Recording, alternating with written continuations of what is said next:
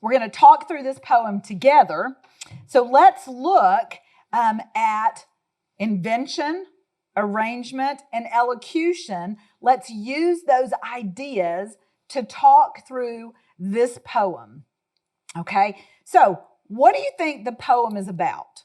Okay, first of all, concretely, what does the verse say? What's happening here? Someone finds a relic, monument out in the desert. Okay, somebody has found a relic, a monument. Now, why do you call it a relic? Because it's not standing still. It's not whole still. It's a relic because it's been there for long enough for it to have fallen in a bit, okay? So somebody has seen this out in the desert. Now, let me ask you this. Is it an eyewitness account? This is kind of interesting. It's a story within a story, kind of, okay? But that's arrangement, so we'll come back, okay? So inventions, just what is it? So are there words that need to be defined in there for you? Visage. So what's a visage? A countenance, okay? A face, okay? And what happened to the visage? Or what do you see about the visage? A shattered visage lies. So his face, the face is part of what's become a relic, or is fallen in, okay? So what is still standing? Two vast and trunkless legs of stone. Okay, so this is not a whole man anymore, is it?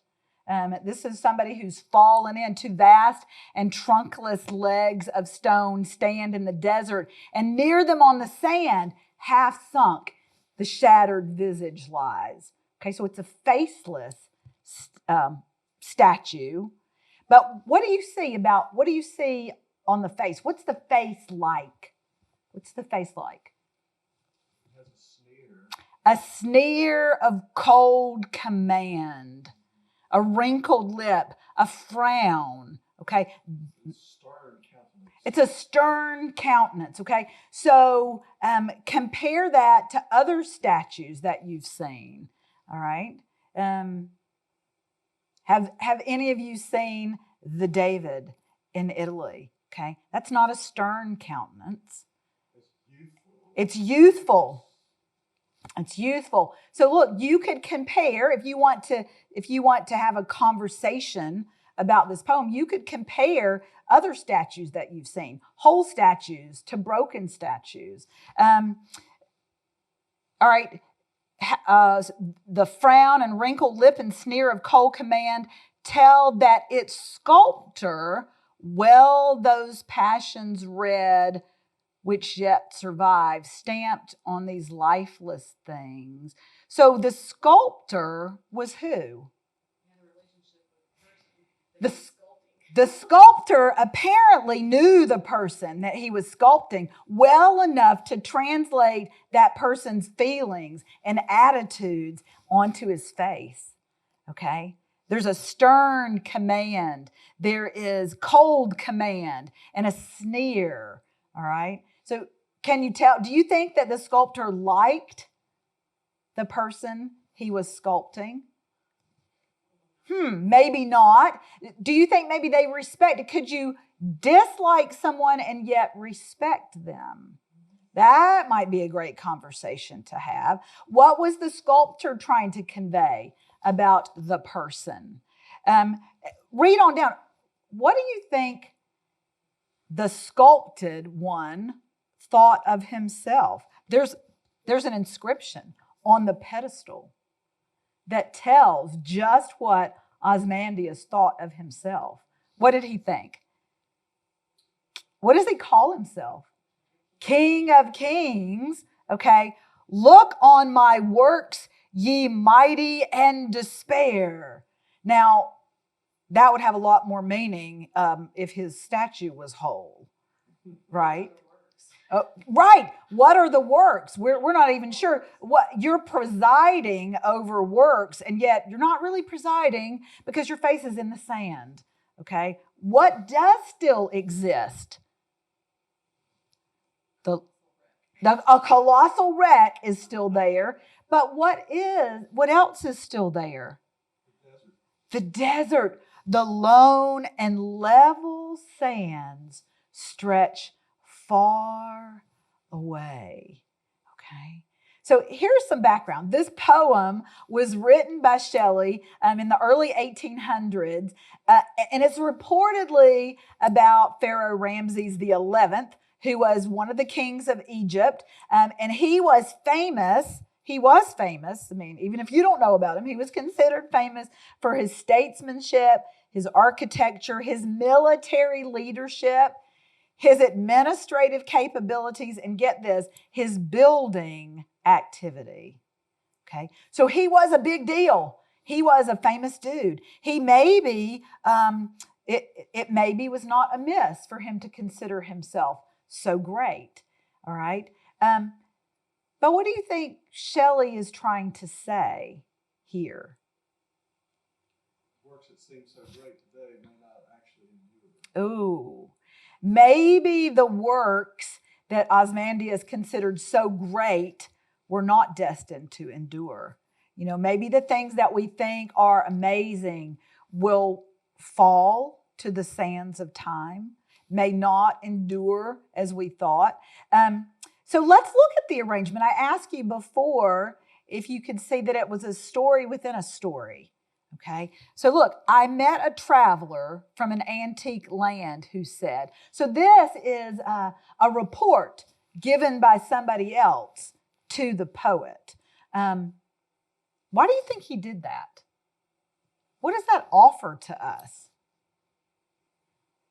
Yeah, maybe a little authenticity. People who read this poem would know that Shelley did not, this was not a first-hand account, okay? But the poet, Shelley, is saying, I was told this by a traveler to the antique land who saw this, okay? It is like not a self-report. It's not just my opinion. Somebody told me this. Somebody who saw it told this to me. So you could use this poem to talk about the rhyming scheme. You could talk about the cadence.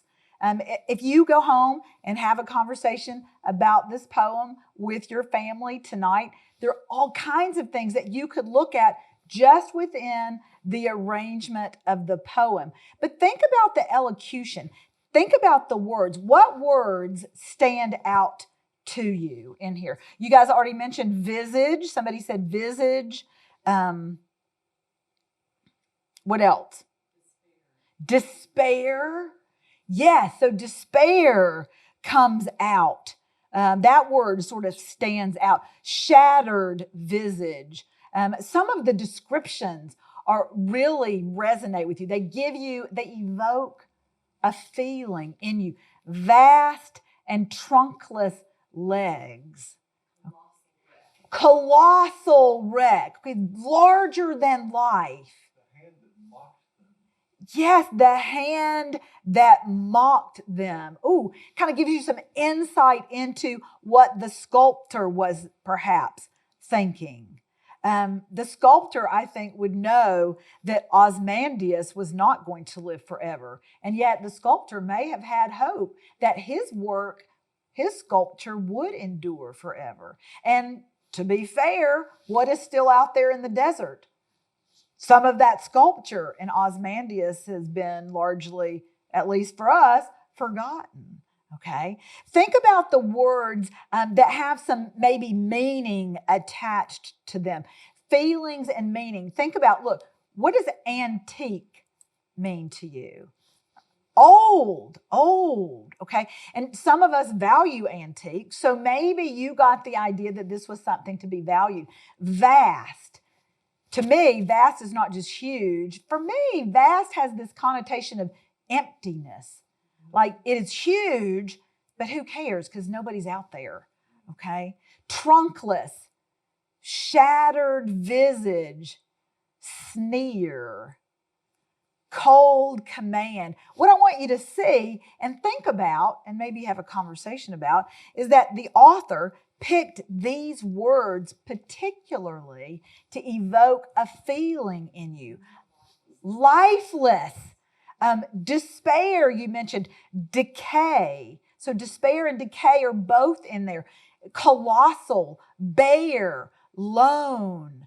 So think about how Shelley's words promoted his lesson, that there's emptiness in this, that things don't last forever, that you might be in despair, that your legacy is not as great as you may have hoped that it was.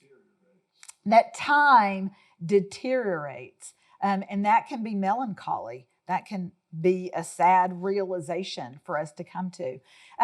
You can bring in the other two canons. What other poems do you know? What other sonnets? This is a sonnet.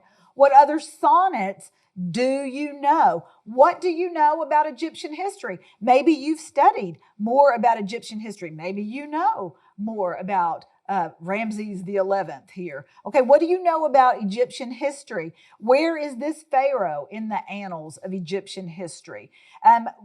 What do you remember about him now after you read this poem? How has your idea of a pharaoh of Egypt changed after you read this poem? What do you imagine that Shelley wanted you to remember?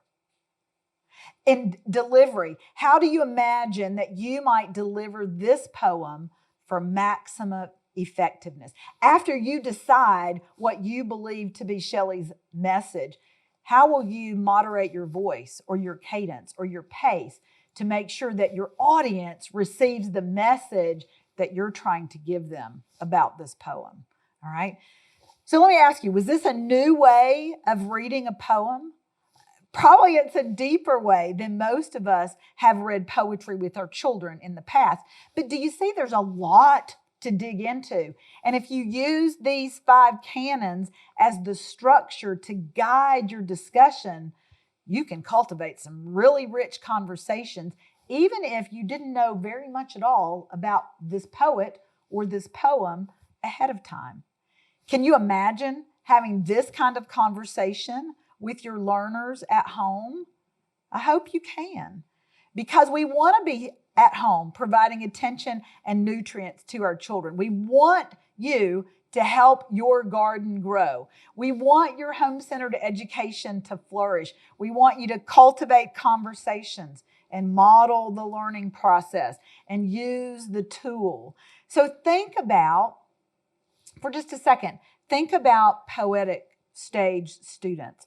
What make our conversations different at this stage? Yeah, you expect them to have more to give to the conversation. They may have insights that never even occurred to you. And we would be wise as parents of poetic students to not share all of our insights first, but to let them take center stage and let them present their ideas. And sometimes as we have a conversation, we each get from the conversation ideas that neither of us would have come to on our own. There's a lot more give and take in these conversations with our older students. At this stage, we really need to practice listening more. The questions that we ask are more about giving our students, helping them clarify their thinking, than evaluating their thoughts from their own perspective, from our own perspective. So we're not evaluating them so much as we are giving them a chance to share. Our students need to know that we are expecting them to stretch and grow, and that it's acceptable for them to have thoughts that are different than the ones we have. It's acceptable for them to grow in a different direction. It's acceptable for them to do things differently than we would do them, to make choices that we didn't think that they were going to make. But we have raised them to be thinkers, to be knowers of Christ, to be doers of His will, and we trust them to make good decisions even though they may not be the decisions we would make for them. Our goal is guidance, not taking over. So I want to ask you to think about some things. How are you modeling the learning process? Do your students see you practicing the 5 canons? Or maybe will you commit to having these 5 canons inform your discussions and your considerations? Will you allow them to see you incorporating the 5 canons of rhetoric into your thinking and into your communicating? Where could you implement this tool at home, in academics or in regular conversations with your family? How are you giving your poetic stage student freedom to practice their passion? How can you introduce them to the 5 canons outside of academics? How can you help them use these tools for thinking, for reading, and for making decisions? So why not practice with these tools yourselves at home? Pick a poem, maybe not this one. Pick another poem and read aloud tonight, and consider using the 5 canons to cultivate a conversation. And don't forget to enjoy the journey. We want you to enjoy your children at every stage. Here's a question I want to pose for you. Can listening be as instructive as talking? That's really hard for those of us who've been used to instructing our children for all these years. Being quiet and ceding the floor to somebody else is often hard. I want to ask you though, what have you already learned from listening to your children? Have you gained any insights from your child sharing his or her perspective? Where do you see your maturing student developing some passion? Maybe it's in an area that you never saw coming. Maybe it's in an area that your student didn't expect to feel strongly about. Are you taken aback by his or her passion? Maybe it's something that you would never consider for yourself, and it takes you aback that your child is considering that. How can you help your child find or recognize a passion, right? Remember that conversations are a two-way street. Otherwise, it's just a lecture. Conversations are the best way to fall in love with a person or an idea. Having a conversation with your older adolescent is a way for you to fall in love with who they are and who they are becoming all over again. If you don't have a poetic stage student yet, let me ask you this. Are you looking forward to having real conversations with your children as they grow up? Have your teenagers ever surprised you in conversation? Have they ever come out with an insight that you thought, I never knew you had a thought that deep? Okay. Have they ever surprised you in conversation? Are you surprised when you hear them converse with others?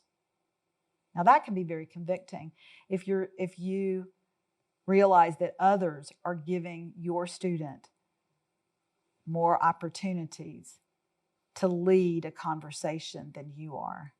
What harvest do you want to reap with your older student? What would a good harvest look like? And how will you assess that harvest? Answer those questions. I'm going to give you a little bit of time to journal. And even if you don't have a poetic student yet, I want you to think about how the answers to these assessment questions might be different for older students. And what do you hope your student will be like? What do you hope the harvest will look like when you do have a poetic stage student? All right. Take a little bit of time to journal. And then remember, investing for the future is important. It's that final stage.